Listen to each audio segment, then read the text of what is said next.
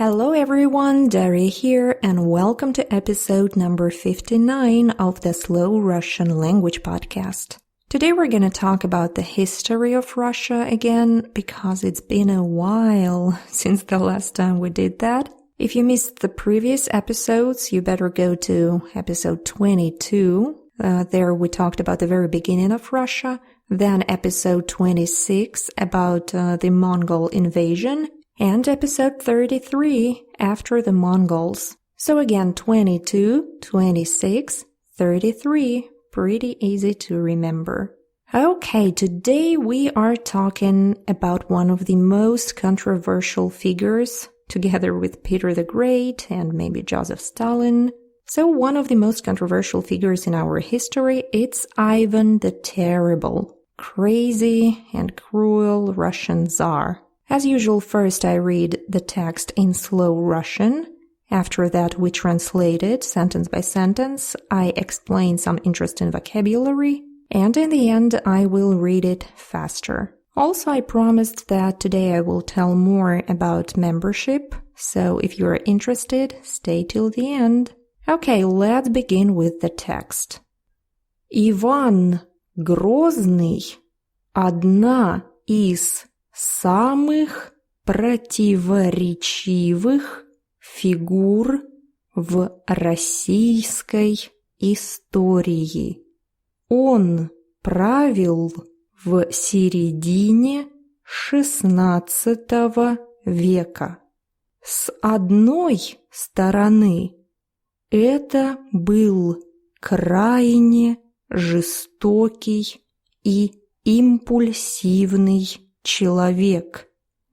За время его правления погибли тысячи невинных людей. С другой стороны, он объединил разрозненные земли и создал единое государство. Основные результаты правления Ивана Грозного. Первое.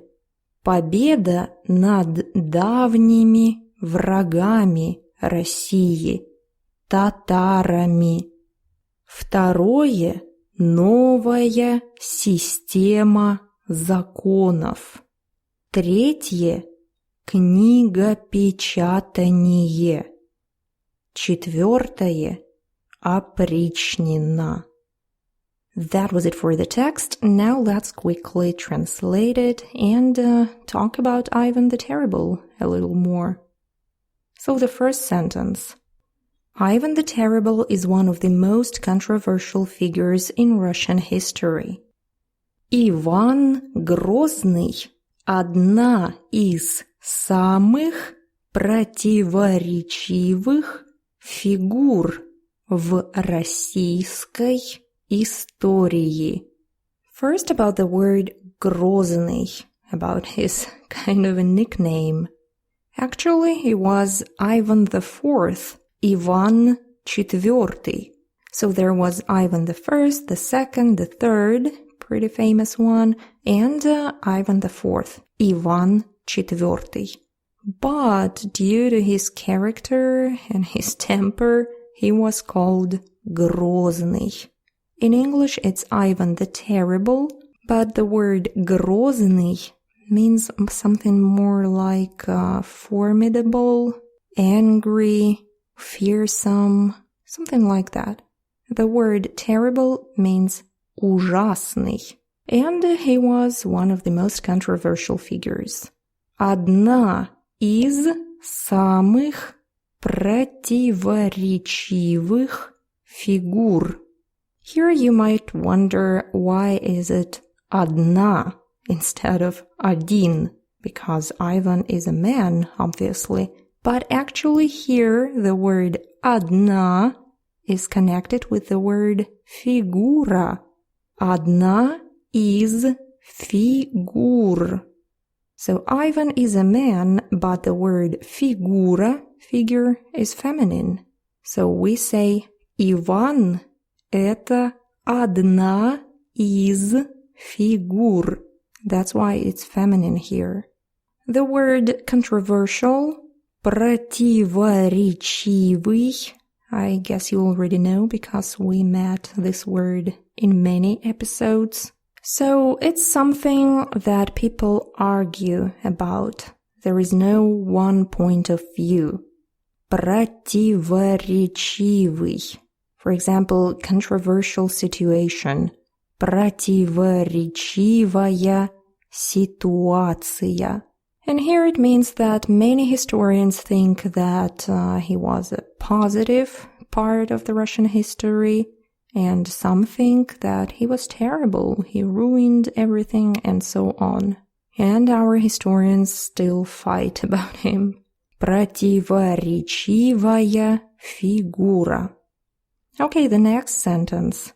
He ruled in the middle of the 16th century.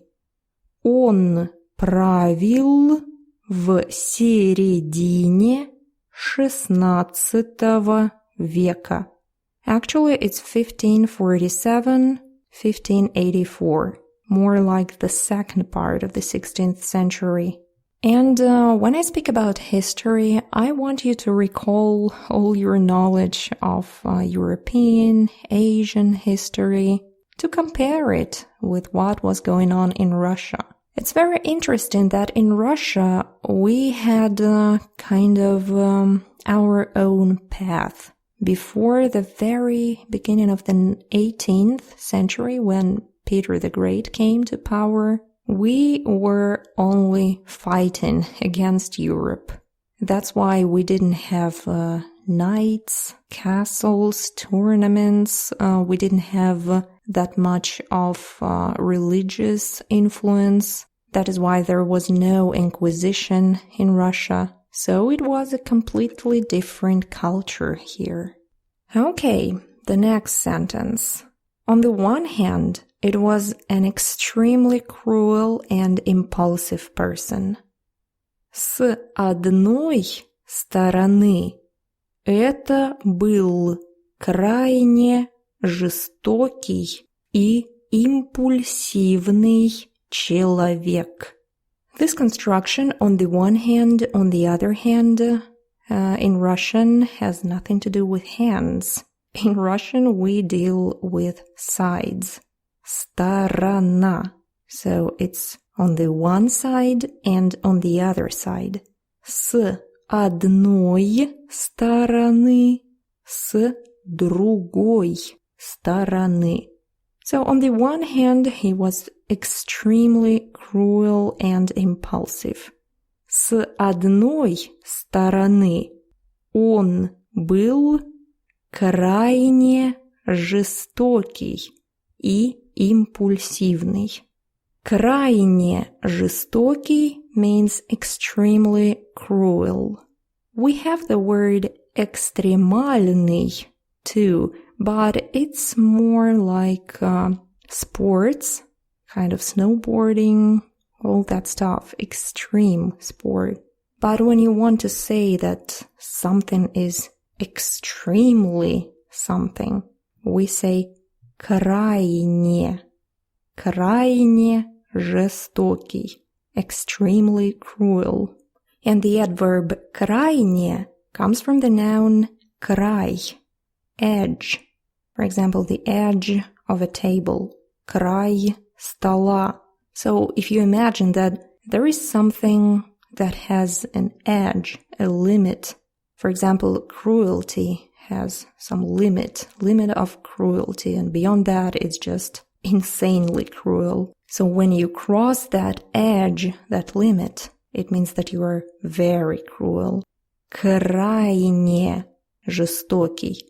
So beyond that edge, за краем жестокости, крайне жестокий. And he really was that kind of a cruel person since the very, very early childhood. His favorite activity was to beat animals to death. There are many stories and letters and memoirs about young Ivan running around and just killing animals for fun. And when he grew older, he started to kill people in the most insanely perverted kind of way. The most famous story is about Vladimir Staritsky, the last independent, I would say, prince. So he dressed him in tsar clothes and put him on his throne. And then they stabbed him with knives and did something terrible with his body. So just crazy guy. He also killed his son. If you visited Tretyakov Gallery in Moscow, you certainly remember the famous painting by Ilya Repin. Ivan the Terrible kills his son. And the legend is that he became very angry and just hit his son with his staff. That is why he didn't have an heir, a successor, because the rest of his children were kind of mentally disabled, something like that. So the next sentence. During his rule, thousands of innocent people died. За время его правления погибли тысячи невинных людей. Here we have the word правление. In the previous sentence, it was a verb, править, to rule. And the noun is правление. Правление, править, means to rule. And during his rule, thousands of innocent people died. Погибли тысячи невинных людей. First, let's talk about the verb погибать. And I guess we talked about it before. I mean the difference between the word умирать, to die, and погибать, again, to die or to perish. But I guess it was in one of my premium courses. Yes, about the movie Officers in the movie course. And I explained the difference, so let's do it here quickly. Умирать means to die naturally, I would say. I mean, after a long disease or being very old. Умирать. And погибать means that something happened. For example, a fire and people died in the fire. Or maybe some enemy soldiers came and shot them. So it was not a natural way to die. And in this sentence, we understand that during his reign, during his rule, thousands of people died. We immediately understand that they didn't die because they were old or they had some disease. They were killed. Погибли тысячи людей. If it was something like plague and thousands of people died, we would say умерли тысячи людей, because it was a disease. But here, those thousands of innocent people were murdered, were boiled in water, were hanged, drowned in some lakes and rivers. It was terrible. So here we use the verb погибать. And the next sentence. On the other hand, he aggregated the scattered lands and made a united state. С другой стороны, on the other hand, он объединил разрозненные земли, aggregated the scattered lands. I am so not sure if these words are appropriate here. And here I mean that there were several lands, independent lands with small rulers, for example, some prince or some high nobleman, and Ivan aggregated them. So he killed those rulers and made those lands parts of Russia. So it became a huge united state. Единое государство. The word state is государство. Okay, the next sentence. The main results of his rule. Основные результаты его правления. Again, правление is a rule. The first one, victory over old enemies of Russia, Tatars. Победа над давними врагами России, татарами. I guess you remember Tatars and Mongols from previous episodes about history. They were the enemies of Russia for ages. Seems like from the very beginning of Russia, they were fighting. Tatari, Tatars. So finally, Ivan the Terrible defeated them and made their capital, Kazan, part of Russia. And that famous building, that famous St. Basil Cathedral on the Red Square, I guess you remember it, very beautiful domes, looks like a little piece of colorful cake. So St. Basil Cathedral was erected by the order of Ivan the Terrible to commemorate the victory over Kazan. So defeating Tatars was one of the greatest results of his rule. Победа над татарами. The second one, new system of laws. Новая система законов. So the word law in Russia is закон. Закон. Система законов. And it's a long story. I certainly don't want to discuss it here, but he made some small changes, big changes, kind of reorganized the system of the courts and everything like that. The next one, printing or typography, I'm not sure. In Russian is книгопечатание, and actually it's two words. Печатать книги, to print books. But the process in general is called книгопечатание. As you probably know, before that period of time, in Europe, I guess it was the 14th century, when Gutenberg invented his famous literas, all the books were written by hands. Thousands of monks were writing books in their monasteries. And in Russia too. And only in 1553, by Ivan's order, the Moscow print yard was established, and the first printing press finally was introduced to Russia. When I worked in the Russian State Library for several years, I used to work with those books too. They're still there, held in that library, and it's just wonderful to be able to see those very, very first printed books, because they look so different from what we have today, absolutely unique.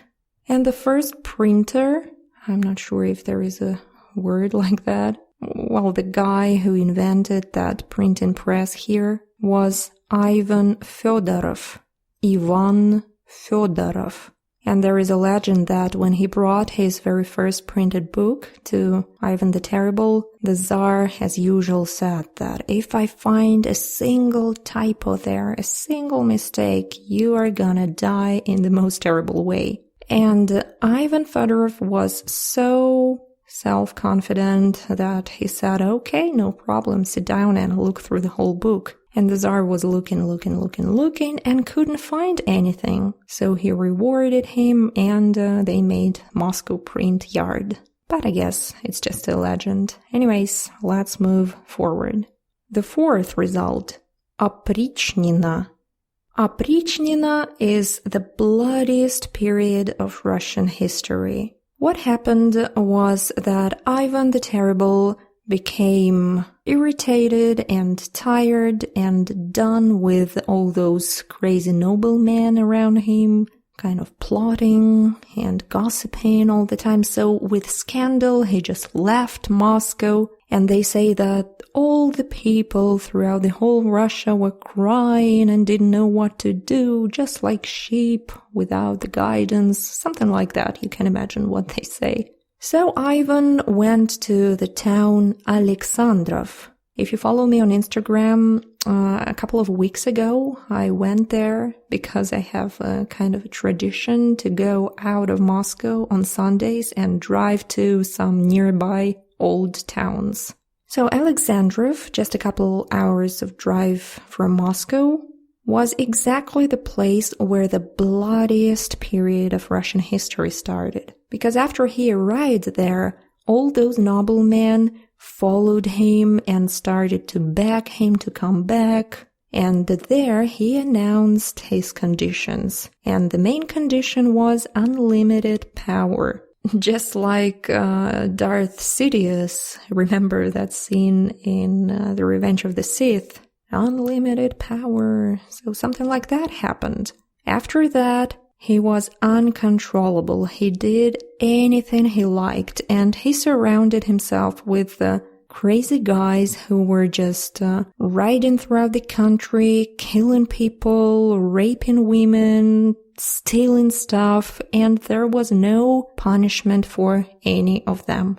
So after that, there were no laws, nothing. Total injustice. That is why Ivan is known like the most terrible and the darkest figure in Russian history. Anyways, it's actually the end of the text. So now let's read it one more time, a little bit faster. Иван Грозный – одна из самых противоречивых фигур в российской истории. Он правил в середине XVI века. С одной стороны, это был крайне жестокий и импульсивный человек. За время его правления погибли тысячи невинных людей. С другой стороны, он объединил разрозненные земли и создал единое государство. Основные результаты правления Ивана Грозного – победа над давними врагами России, татарами, новая система законов, книгопечатание и опричнина. So that was it. I hope now you know more about our history. Now, as I promised a little bit more about my membership program, it will be on my website, realrussianclub.com/membership. If you join, you will receive 4 to 5 extra episodes, something like this podcast, but not exactly like it. I've decided to make a program to help people to immerse into Russian culture a little bit more. So I've chosen 10 the most famous Russian songs of different genres, like folk music, pop music, Russian rock, Russian rap, even Russian hymn, of course. Also, I've picked 10 most popular, most famous Russian poems. Pushkin, Lermontov, Yesenin, very, very many poets. Also texts in slow Russian, just to practice listening and all that stuff, to help you not just increase your vocabulary and practice your listening skills, but also to help you to learn more about Russian culture. Also, you will get the access to the library. I've collected many textbooks from the Soviet period of time. So there are textbooks about the Russian language from 60s, 70s, 80s. And as a Russian language teacher, I can say that Soviet textbooks are extremely useful in learning the Russian language. And I wrote and called to the authors or to the relatives of the authors if they are already passed away. And they allowed me to share those books with you, so those books will be downloadable, you'll be able to save them and to learn Russian with them. So there will be textbooks and readers, some Russian texts made easier for foreigners, and also authentic Russian reading. So all that stuff will be available if you join. You can go to realrussianclub.com/membership. If you have any questions, you can find me at realrussianclub@gmail.com or Daria, that's my name, Daria@realrussianclub.com. So choose the one address and email me. And I guess that's it for today. Thank you very much for listening, and I hope to see you in the next episode of the Slow Russian Language Podcast. Bye-bye!